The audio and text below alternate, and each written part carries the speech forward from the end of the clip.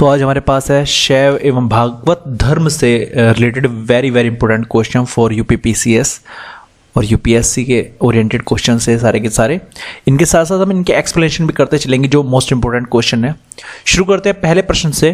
प्राचीन भारत के विश्वोत्पत्ति विषयक धारणाओं के अनुसार 4 युगों के चक्र का क्रम इस प्रकार है: द्वापर, कृत, त्रेता और कली, कृत, द्वापर, त्रेता और कली, कृत, त्रेता, द्वापर और कली, या त्रेता, द्वापर, कली और कृत।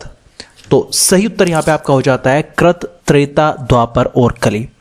सबसे पहला पर कृत आता है, उसके बाद त्रेता, उसके बाद द्वापर और अंत में आपका कली आता है। आपको बता दें कि यहां पर जो कृत का मतलब है वो है सतयुग। कृत को यहां पे सतयुग भी बोल सकते हैं। चलते गए प्रश्न की तरफ।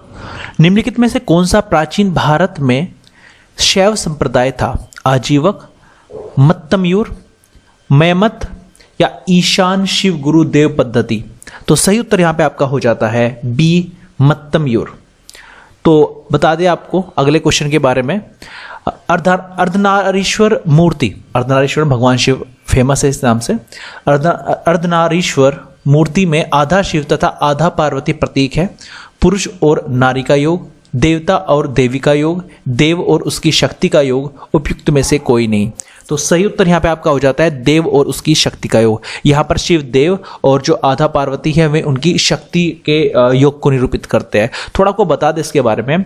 प्राचीन काल में अर्धनारीश्वर के रूप में शिव की कल्पना की गई, जो पुरुष और प्रकृति की जगह यहाँ देव और उसकी शक्ति भी कह सकते हैं। तो पुरुष और प्रकृति भी कह सकते हैं, देव और उसकी शक्ति भी कह सकते हैं। तो याद रखना पड़ेगा कि योग को दर्शाता है। शिव और पार्वती की संयुक्त मूर्तियां गुप्त युग में और उसके परवर्ती युग में विशेष रूप से उकेरी गई। इस संयोग का वर्णन कालिदास ने कुमार संभव में अत्यंत यत्नपूर्वक किया है। तो ध्यान रखना कि जो अर्धनारीश्वर का आपका कॉन्सेप्ट है वो कौन से ग्रंथ में देखने को मिलता है? वो कुमार संभव ग्रंथ में देखने को मिलता है। ये किसके द्वारा रचित है? कालिदास जी के द्वारा रचित है। चलते अगर प्रश्न की ओर। नयनार कौन थे? तो नयनार आपके शैव थे। अभी नयनार क्या है थोड़ा बता दें इसके बारे में आपको। तमिल भाषी क्षेत्र में जो हमारे भक्ति भावनाओं को लोकप्रिय बनाने के लिए 2 संप्रदायों की महत्वपूर्ण भूमिका रही है। विष्णु की उपासना, ध्यान दीजिएगा यहाँ पे, जो विष्णु की उपासना करने वाले थे वे अलवार कहलाए और जो शिव की उपासना करने वाले थे वे नयनार कहलाए। फिर से बता दें, विष्णु की उपासना करने वाले अलवार और शिव की उपासना करने वाले नयनार कहलाए। इन्होंने ईश्वर के प्रति व्यक्तिगत प्रेम और समर्पण से मोक्ष प्राप्ति का मार्ग बताया और जाति प्रथा और की कठोरता का विरोध किया। यानी जाति प्रथा का इन्होंने विरोध किया था। चलते अगले प्रश्न की तरफ। निम्नलिखित में से कौन अलवार संत नहीं है? आपको बता दे, जो पोयगई है वे अलवार है, पूर्णम वे भी अलवार है। अलवार इनको बोला था जो हमारे शिव की उपासना करते हैं। जो तिरुमंगई है वे भी हमारे अलवार है, लेकिन जो तिरुज्ञान है वे हमारे नयनार है। वे हमारे क्या है? वे हमारे नयनार है। तो यहां पे ये अलवार नहीं है, ये हमारे नयनार है। चलते हैं अगले प्रश्न की तरफ। भागवत संप्रदाय के विकास में किसका देन अत्यधिक था? पार्थियन, हिंदी यूनानी लोग, कुषाण या गुप्त। सही उत्तर यहां पे आपका हो जाता है गुप्त। जो गुप्त थे इनकी सबसे ज्यादा देन थी भागवत संप्रदाय के विकास में। भागवत तथा वैष्णव धर्म का चरमोत्कर्ष गुप्त राज्यों के शासनकाल में हुआ। ध्यान दीजिएगा, जो भागवत या वैष्णव धर्म कुछ भी कह सकते हैं, दोनों में से एक, गुप्त राज्यों के शासनकाल में सबसे ज्यादा विकास हुआ था इनका। गुप्त नरेश वैष्णव मतानुयायी थे। जो गुप्त नरेश थे वे वैष्णव धर्म को मानते थे। उन्होंने इसे अपना राजधर्म बनाया था। अधिकांश गुप्त शासक परम भागवत की उपाधि धारण करते थे। किसकी? परम भागवत की। विष्णु का वाहन गरुड़ गुप्तों का राज चिन्ह था। तो क्वेश्चन ये भी इंपॉर्टेंट है, गुप्तों का राज चिन्ह क्या था? विष्णु का वाहन गरुड़ था। और विष्णु का वाहन को उन्होंने राज चिन्ह क्यों बनाया? क्योंकि वे वैष्णव धर्म को ज्यादा मानते थे, भागवत धर्म को ज्यादा मानते थे। भागवत धर्म के प्रवर्तक थे जनक, कृष्ण, याज्ञवल्क्य या फिर सूरदास। सही उत्तर यहां पे आपका हो जाता है बी, कृष्ण यहां पर सही उत्तर है। ये भागवत धर्म के प्रवर्तक थे। परंपरानुगत भागवत धर्म के प्रवर्तक वृष्णि सातवत वंशी कृष्ण थे। ठीक है ना। इनका जो वंश था वो कौन सा था? वृष्णि कह सकते हैं या सातवत कह सकते हैं, जिन्हें वसुदेव का पुत्र होने के कारण वासुदेव कृष्ण कहा जाता था। इनके पिता का क्या नाम था? वासुदेव था। वे मूलतः मथुरा के निवासी थे। छांदोग्य उपनिषद, ये वर्ड याद रखना आप, छांदोग्य उपनिषद में उन्हें देवकी पुत्र कहा गया। किस ग्रंथ में, किस उपनिषद में उन्हें देवकी पुत्र कहा गया? छांदोग्य उपनिषद में। और घोर अंगिरस का शिष्य बताया गया है। किसका? घोर अंगिरस का शिष्य किसे? कृष्ण को बताया गया है। चलते अगले प्रश्न की तरफ। निम्न में से किस ग्रंथ में सर्वप्रथम देवकी के पुत्र कृष्ण का वर्णन किया गया है? अभी क्वेश्चन आया था, तो देवकी पुत्र किस में कहा गया है कृष्ण को? छांदोग्य उपनिषद में, अभी मैंने बताया था, इसको ध्यान रखना। तो बी उत्तर यहां पे बिल्कुल सही है। वासुदेव कृष्ण की पूजा सर्वप्रथम किसने प्रारंभ की थी? भागवतों ने, वैदिक आर्यों ने, तमिलों ने या आभीरों ने? तो सही उत्तर यहां पे आपका हो जाता है भागवतों ने कृष्ण की पूजा सर्वप्रथम स्टार्ट की थी। चलते हैं अगले प्रश्न की तरफ। उससे पहले थोड़ी सी एक्सप्लेनेशन और दी गई है। वैष्णव धर्म का प्रारंभिक रूप से जो भागवत धर्म के अंतर्गत देवकी पुत्र भगवान वासुदेव कृष्ण के पूजन में दर्शित होता है, जो संभवतः 6ठी सदी ईसा पूर्व से पहले स्थापित हो चुका था। वासुदेव जो कृष्ण का प्रारंभिक नाम था, पाणिनि के युग में प्रचलित था। पाणिनि के युग में, ध्यान रखना, उस युग में वासुदेव की उपासना करने वाले वासुदेवक या भागवत कहलाते थे। ठीक है, तो जो वासुदेव की उपासना करेंगे, वासुदेव तो पता ही है, लेकिन भागवत भी कहलाते हैं जो वासुदेव की उपासना करते हैं। चलते अगले प्रश्न की तरफ। निम्नलिखित में से किस देवता को कला में हल किए प्रदर्शित किया गया है? देखो, कला में हल हमारे जो बलराम जी थे, उनके हाथ में आपने हल जरूर देखा होगा। तो बी उत्तर बिल्कुल सही है यहाँ पे आपका। भारतीय सांस्कृतिक परंपरा के अनुसार कला के हल लिए कृष्ण के बड़े भाई है, जो ये बलराम जी है, को प्रदर्शित किया गया है। उन्हें हलधर के नाम से भी जाना जाता है। तो हलधर के नाम से किसे जाना जाता है? बलराम जी को जाना जाता है।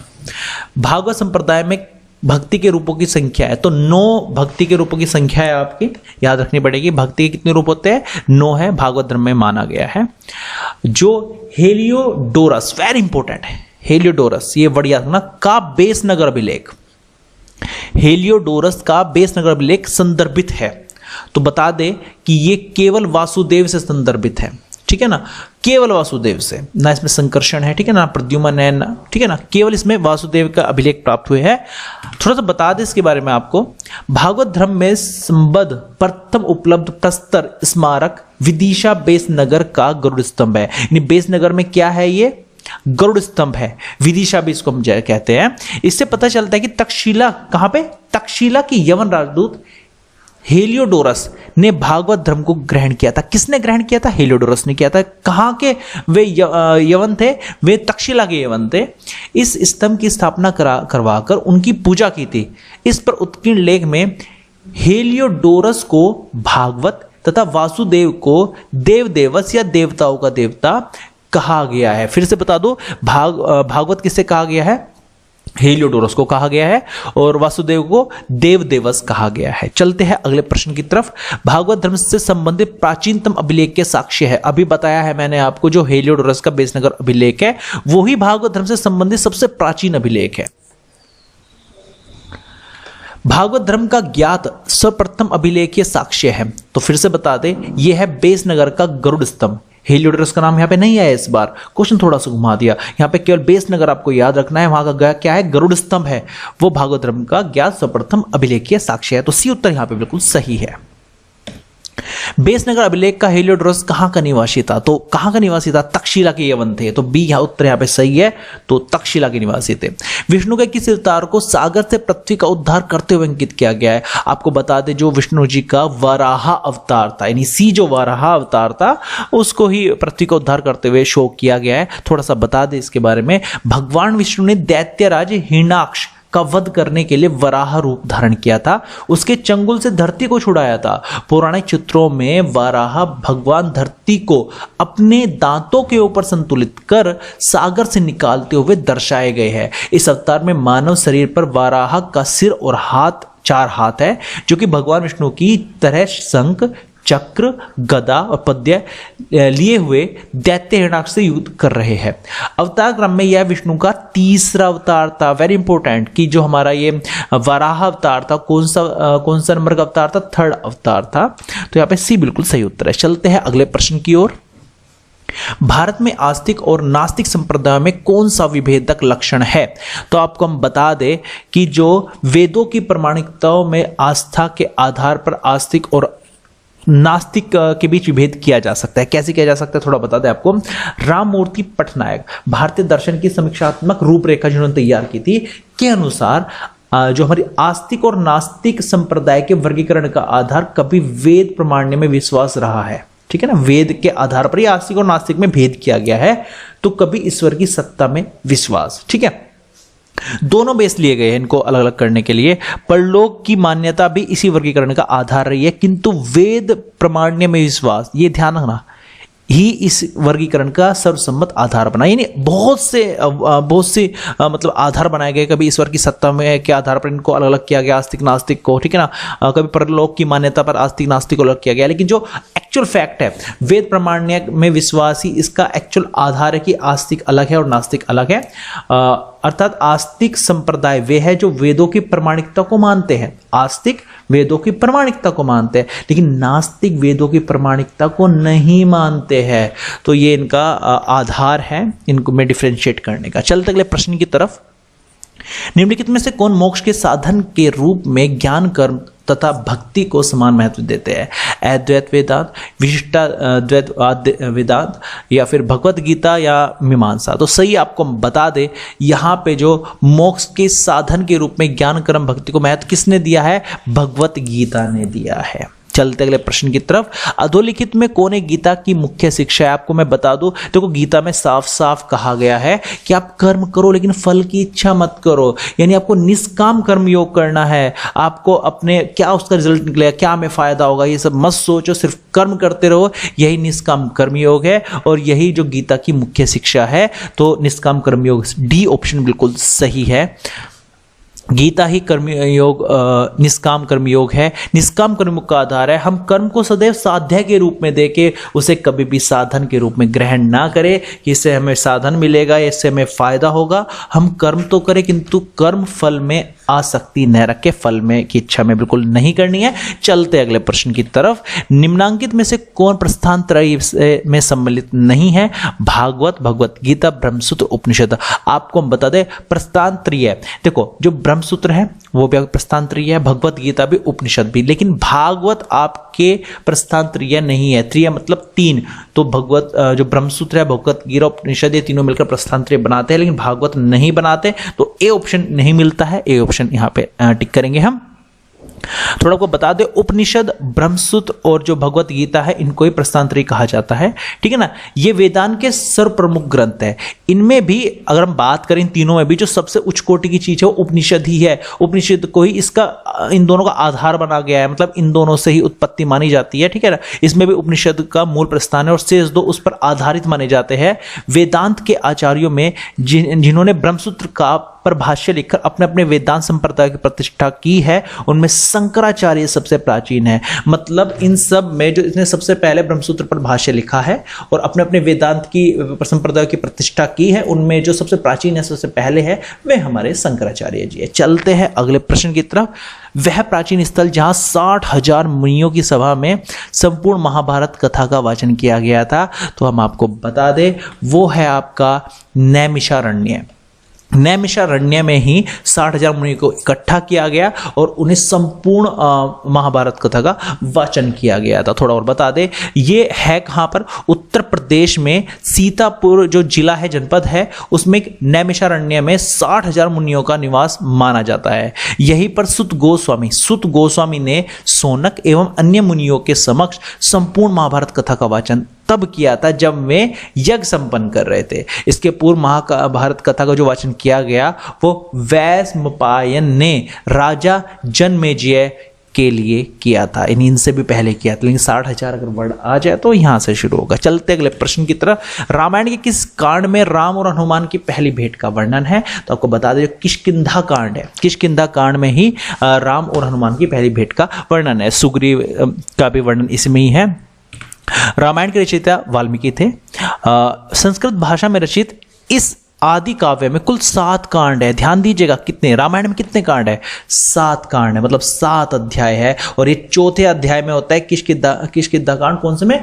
चौथे अध्याय में होता है, ये चौथे कांड में होता है, और जिसमें राम और हनुमान की भेंट दिखाई गई है, बाली वध हुआ है और सुग्रीव के वानर शासक बनने का वर्णन है इसी अध्याय में, इसी कांड में। कालिका पुराण किस धर्म से संबंधित है? आपको बता दे, जो कालिका पुराण है वो शाक्त हमारा धर्म है उससे संबंधित है। कालिका पुराण शाक्त धर्म से संबंधित है। कालिका पुराण को कली पुराण भी कहा जाता है। यह हिंदू धर्म की शाक्तवाद परंपरा में 18 पुराणों में से एक है, यानी 18 पुराणों में से एक है। इस बात का आप ध्यान रखिएगा। चलते हैं अगले प्रश्न की तरफ। पुरी में रथ यात्रा किसके सम्मान में निकाली जाती है? आपको बता दे, जगन्नाथपुरी, पूरा नाम लीजिएगा तो यहां से जगन्नाथपुरी पूरा नाम आता है। भगवान श्री कृष्ण को जगन्नाथ के नाम से भी जानते हैं, तो भगवान जगन्नाथ के सम्मान में ये पुरी में ये रथ यात्रा हर वर्ष निकाली जाती है। कब निकाली जाती है? यह प्रतिवर्ष आषाढ़ माह के शुक्ल पक्ष में उड़ीसा के पुरी में भगवान जगन्नाथ, कृष्ण, बलराम, सुभद्रा के सम्मान में रथ यात्रा निकाली जाती है। चलते गए प्रश्न की तरफ। नासिक में कुंभ मेला निम्न में से किस नदी के तट पर लगता है? आपको हम बता दें, जो गोदावरी नदी है, गोदावरी नदी के तट पर ही आपका नासिक में कुंभ मेला लगता है। आपको बता दें, ये प्रत्येक 12 वर्ष के अंतराल पर कुंभ मेला गोदावरी नदी के तट पर लगता है। कहाँ पे? नासिक में लगता है कुंभ मेला। वैसे नासिक के अतिरिक्त हरिद्वार के गंगा घाट पर, प्रयाग में गंगा और यमुना और विलुप्त सरस्वती जो नहीं दिखाई दे लेकिन है के संगम स्थल पर उज्जैन में शिप्रा नदी के तट पर लगता है। तो उज्जैन में कौन सी नदी के तट पर? शिप्रा नदी के तट पर। और प्रयाग में गंगा जमुना सरस्वती के तट पर, हरिद्वार में गंगा के तट पर और नासिक में गोदावरी के तट पर आपका जो कुंभ मेला वो लगता है हर 12 वर्ष के अंतराल पे। चलते हैं अगले प्रश्न की तरफ।